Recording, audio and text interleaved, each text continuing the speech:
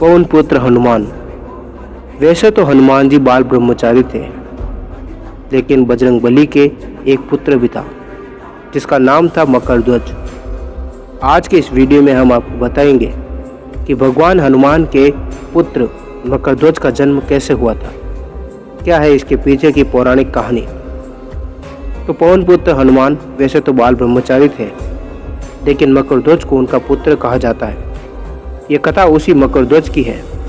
वाल्मीकि रामायण के अनुसार लंका जलाते समय आग की तपसी के कारण हनुमान जी को बहुत पसीना आ रहा था।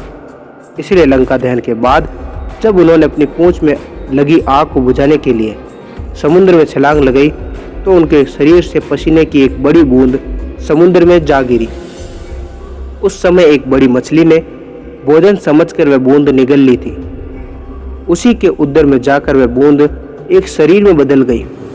एक दिन पाताल के असुरराज अहिरावण के सेवकों ने उस मछली को पकड़ लिया। जब वे उसका पेट चीर रहे थे तो उसमें से एक वानर की आकृति का एक मनुष्य निकला।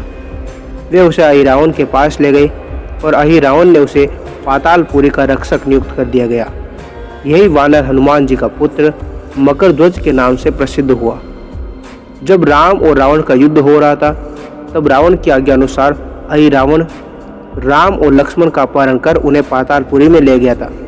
उनके अपहरण से वानर सेना भयभीत व शोकाकुल हो गई थी, लेकिन विभीषण ने यह भेद हनुमान के समक्ष प्रकट कर दिया। तब राम लक्ष्मण की सहायता के लिए हनुमान जी पातालपुरी पहुंचे। जब उन्होंने पाताल के द्वार पर एक वानर को देखा तो वे आश्चर्यचकित हो गए। उन्होंने मकरध्वज से उसका परिचय पूछा। मकरध्वज ने अपना परिचय देते हुए बोला, मैं हनुमान पुत्र मकरध्वज हूँ और पातालपुरी का द्वारपाल हूँ। मकरध्वज की यह बात सुनकर हनुमान क्रोधित होकर बोले, यह तुम क्या कह रहे हो दुष्ट, मैं बाल ब्रह्मचारी हूँ, फिर भला तुम मेरे पुत्र कैसे हो सकते हो।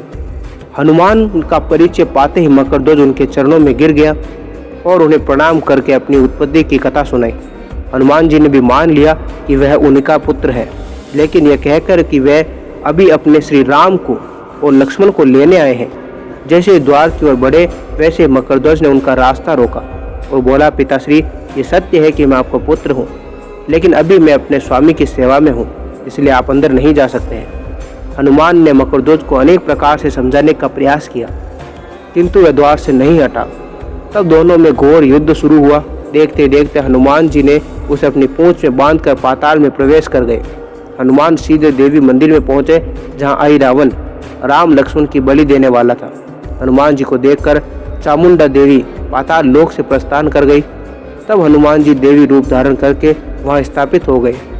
कुछ देर के बाद अहिरावण वहां आया और पूजा अर्चना करने के लिए जैसे उसने राम लक्ष्मण की बलि देने के लिए तलवार उठाई, वैसे भयंकर गर्जन करते हुए हनुमान जी प्रकट हो गए और उसी तलवार से अहिरावण का वध कर दिया।